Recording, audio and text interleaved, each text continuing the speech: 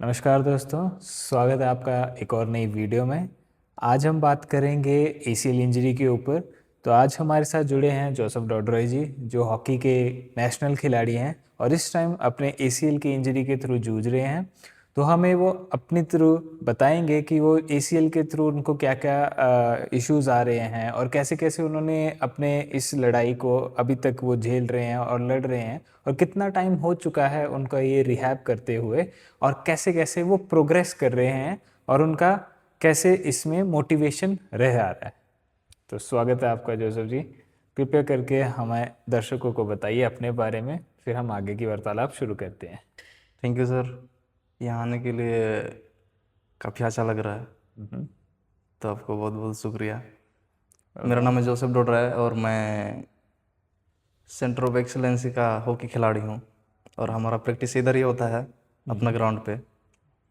तो मैं अभी तो मेरा एसीएल का सर्जरी हुआ है, ओके। तो और ये एसीएल मेरा ग्राउंड में ही हुआ था इंजरी। ओके। तो जब हम लोग सुबह के टाइम प्रैक्टिस कर रहे थे तो फिर अपना वार्म अप सब करके अपना ड्रिल कर रहे थे, फिर लास्ट ड्रिल कर रहे थे, अपना सेट प्ले कर रहे थे। हम्म। तो वहाँ पे मैं अपना बॉल लेने के लिए गया था, मतलब बॉल लेने के लिए आगे की तरफ गया।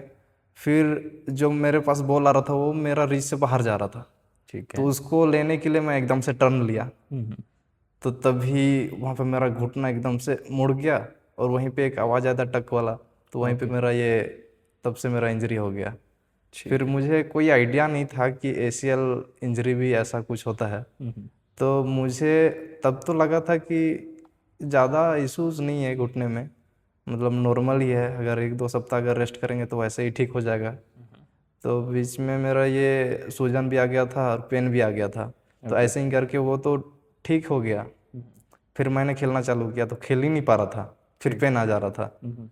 तो वैसे ही करते करते कुछ दिन के बाद मेरा छुट्टी हो गया हॉस्टल। तो ठीक। मैं छुट्टी में गया वो घर, फिर उधर ही रेस्ट करते करते मेरा तो फिर पेन गायब हो गया। फिर आके फिर मैं वैसे ही खेलना चालू कर दिया। फिर 1-2 सेशन खेला था, फिर मैं मेरे को घुटने में फिर से पेन आ गया, तो मैं ओके। खेल ही नहीं पाया आगे। उसके बाद मुझे कोच ने बोला कि एक बार डॉक्टर को दिखाओ, फिजियो के पास जाओ, ऐसा कुछ बोला। फिर मैं फिजियो से मिला, फिर फिजियो ने मेरे को 1 महीना तक रिहैब कराया था। ठीक है। तो रिहैब करते करते मेरे को फिर भी मतलब पेन जा ही नहीं रहा था, ठीक ही नहीं हुआ। तो फिर बोला मुझे कि एमआरआई कराने के लिए। ठीक है। तब मैं कराया एमआरआई, उसके बाद मुझे पता चला कि मेरा एसएल टीयर है।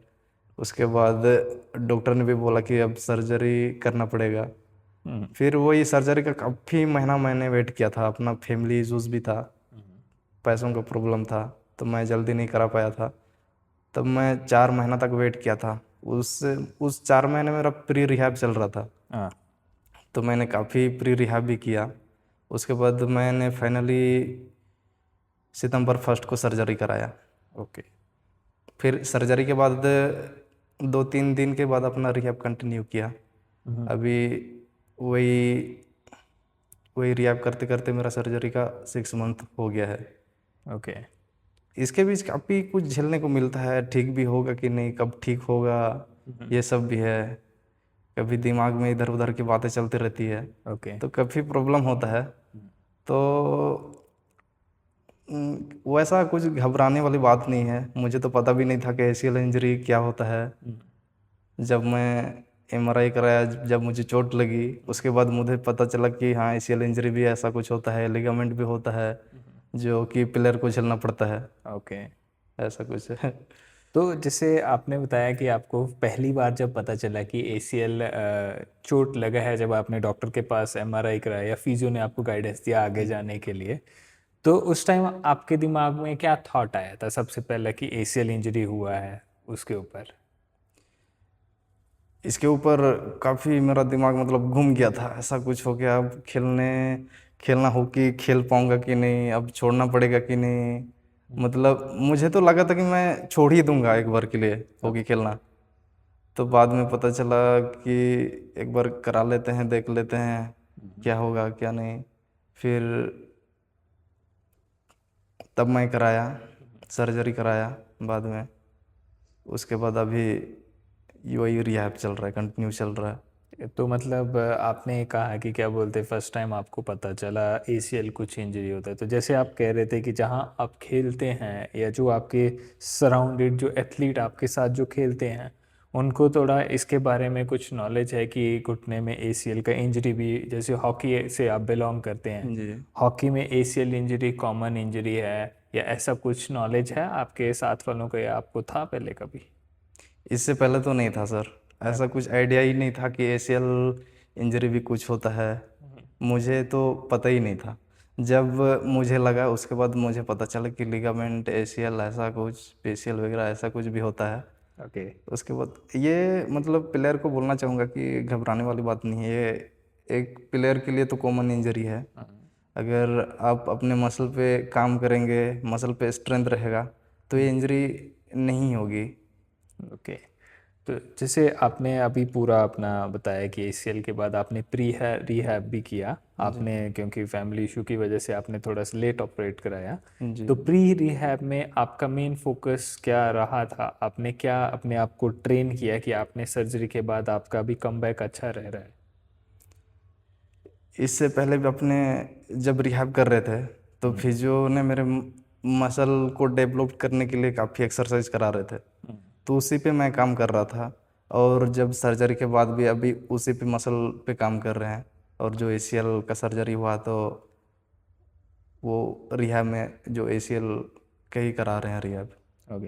तो जैसे आपका मेन फोकस रहा उसमें उसमें कौन सी एक्सरसाइजेस पे आपका मेन फोकस रहा? आप हमारे एथलीट्स को बता सकते हैं कि जैसे कईयों को ऐसा लग सकता है कि जो रिहैब में एक्सरसाइजेस करवा रहे हैं वो थोड़ा सा सिमिलर ही एक्सरसाइजेस हो रही हैं, बट वो मेन किस लिए काम आती हैं उनके लिए? तो अपना जो जो इंजरी प्लेयर को होता है, हम्म। मेन तो जो फिजियो जो कराते हैं हम्म। वही जिस हिसाब से बोलते हैं। हर फिजियो एक तरीका, मतलब हर फिजियो का अलग अलग तरीका होता है बताने का। हाँ। तो वही इंजरी जो होती है प्लेयर को, उसी के ऊपर जो फिजियो बताते हैं। तो मेनली जैसे आपका कहने का मतलब है कि स्ट्रेंथ करवाते हैं। जी बिल्कुल। ओके। तो और बैलेंस भी होता होगा इसमें। जी बैलेंस, हाँ। बैलेंस होता है, स्ट्रेंथ होता है, अपना अपना फिजियो जो बोलते हैं। और हर एक मांसपेशी का अलग अलग स्ट्रेंथनिंग करवाते होंगे हर एक बॉडी टाइप का। बिल्कुल सर बिल्कुल। हाँ। ओके। तो जैसे आपका जो मेन एक्सरसाइज का रिजीम है तो उसमें आपका सबसे फेवरेट एक्सरसाइज अभी तक का कौन सा रहा है? मैं तो काफ़ी दिन से एक्सरसाइज कर रहा हूँ, हाँ। तो मेरा अभी तक का फेवरेट है बैलेंसिंग, जो बॉल के ऊपर करते हैं। ओके। तो वो मेरा फेवरेट है, काफ़ी फेवरेट है। ओके। तो उसमें आपको क्यों फेवरेट लगता है, थोड़ा सा हमारे दर्शकों को बताएंगे कि? उसमें जो बैलेंस करते हैं तो हिलते हैं आपस में इधर उधर, ठीक तो है। उसी को जो बैलेंस करते हैं उसी में मुझको मज़ा आता है वो बैलेंस करना। अभी मतलब बिल्ड थोड़ा सा आप कह सकते हैं कि थोड़ा सा कॉन्फिडेंस बिल्ड होता है जब आप इंजर्ड लेग पे उस पे बैलेंस कर पाते हैं, क्योंकि थोड़ा सा फियर जैसे डर तो रहता था होता है जी। पहले से, तो उस पे कह सकते हैं कि आपको थोड़ा सा अच्छा लगता है इस वजह जी। से। काफ़ी ओके। डर लगता है, तो मैं उसमें बैलेंस कर पाता हूँ तो मुझे लगता है कि अब तो कर पाऊंगा, कि आगे मतलब लगता है कि हॉकी अब फिर से खेल पाऊंगा। एक नया जोश की तरह लगता है। तो कॉन्फिडेंस सा थोड़ा सा हाँ। अंदर बिल्ड होता है वो उस पे करने के लिए। जी सर जी। ओके। हमारे दर्शकों को, जैसे हमारे दर्शक कुछ होंगे जो एसीएल के थ्रू जाएंगे या कुछ को अगर जागरूकता प्रोवाइड करें हम अपनी वीडियो से, तो जी। आप उनके लिए क्या एक मैसेज देना चाहेंगे कि एसीएल के बारे में, या फिर कोई भी चोट लगती है उनको घुटने में चाहे कमर में चाहे एंकल में, तो उनको क्या एक मैसेज देना चाहेंगे अपनी तरफ से? मेरे तरफ से तो यही रहेगा कि जिस मसल पे वीकनेस रहेगी उस मसल पे इंजरी होनी ही है, तो आप कोशिश करें कि उस मसल को वीक ही ना करें, मतलब उसमें स्ट्रेंथ बना रहेगा तो फिर वो इंजरी हो गई नहीं। ओके। और जो रेस्ट टाइम में होता है, जो रिकवरी होती है, जो हम ग्राउंड में प्रैक्टिस करने के बाद जो अपना रूम में जाते हैं, जो स्लीपिंग करते हैं, हम्म। फिर अपना रिकवरी में जो आइस बात करते हैं, हम्म। वो सब काफ़ी चीज़ें हैं रिकवरी के ऊपर। तो वो सब करेंगे तो फिर चांस ही नहीं है कि इंजरी होगा।